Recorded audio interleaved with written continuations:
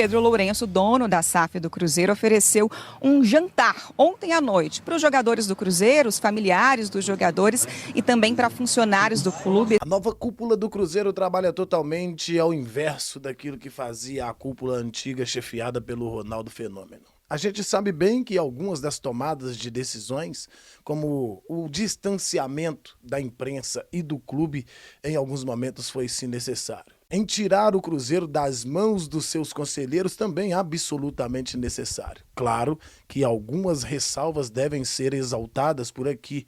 Por exemplo, o torcedor não tinha acesso a absolutamente nada.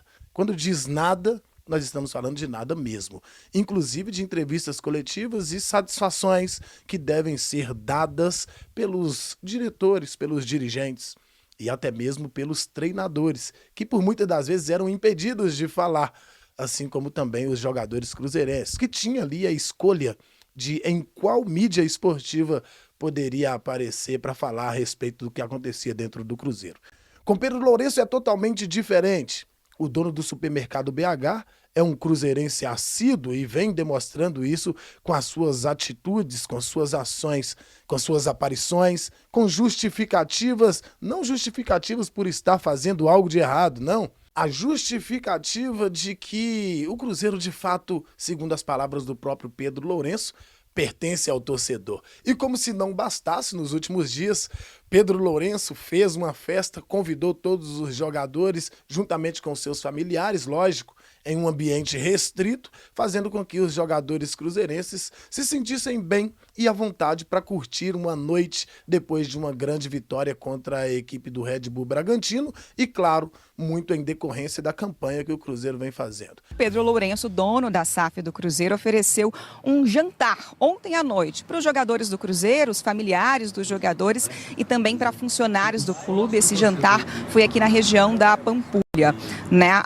Alguns artistas participaram desse evento, se apresentaram, entre eles o cantor sertanejo Gustavo Lima, que recebeu das mãos do Matheus Pereira, do Caio Jorge e também do goleiro Cássio uma camisa do Cruzeiro de presente. Essa proximidade é extremamente importante, não apenas para o grupo cruzeirense, mas também para o próprio Pedro Lourenço se consolidar no mundo do futebol, onde esteve por muito tempo apenas nos bastidores. Agora é diferente. Pedro Lourenço é simplesmente o dono de um dos maiores clubes do futebol brasileiro e quer mostrar para o seu torcedor o pertencimento que ela tem no que diz respeito à instituição. Essa proximidade não apenas com a mídia, porque o Pedro Lourenço tem se colocado, às vezes fala algumas coisas que desagradam alguns torcedores, mas na sua grande maioria é sempre para falar a respeito do que ele faz e do que pretende fazer dentro da instituição. Isso, além da proximidade ou aproximação com a imprensa, há essa mesma troca com o torcedor cruzeirense através dos microfones das mídias, sejam elas parciais ou tradicionais. O Cruzeiro, Maurício, tinha marcado um treino aberto para a imprensa hoje à tarde aqui no CT, mas pela manhã essa atividade acabou sendo cancelada. Foi remarcada, na verdade, para amanhã e os jogadores do Cruzeiro ganharam folga nessa terça-feira, sinal de que a festa ontem foi boa, né? Lembrando que o clube só volta a campo no sábado, como você disse, quando enfrenta o Palmeiras. Agora, como se não bastasse, Pedro Lourenço mostra que quer estar próximo também do seu grupo de jogadores. É por isso que ele fez essa festa trazendo para próximo de si os atletas que ele tem como de sua inteira confiança. Isso não é uma panelinha de pegar 5, 6 e levar para dentro da sua casa para poder trocar aquela ideia, fazer aquela resenha. Não, totalmente diferente. Todo o grupo do Cruzeiro foi convidado e todos estavam presentes com suas respectivas famílias. Extremamente importante essa tomada de decisão do Pedrinho, este movimento do Pedrinho para o lado dos jogadores, mostrando essa proximidade na sua excelência, afastando de vez qualquer risco de qualquer coisa. Não se vê isso todos os dias no cenário do futebol. E o Cruzeiro, mais uma vez, com as suas inovações através do mandatário maior da instituição. Segundo as palavras do presidente ou ex-presidente do América, Marcos Salum, o Cruzeiro não quis, através do CEO, antigo CEO da instituição, Gabriel Lima, comprar o volante Martinez depois de uma oferta feita pelo Pedrinho por 2 milhões de dólares. Coisa que ninguém sabe. E pode perguntar pro Pedrinho se é mentira.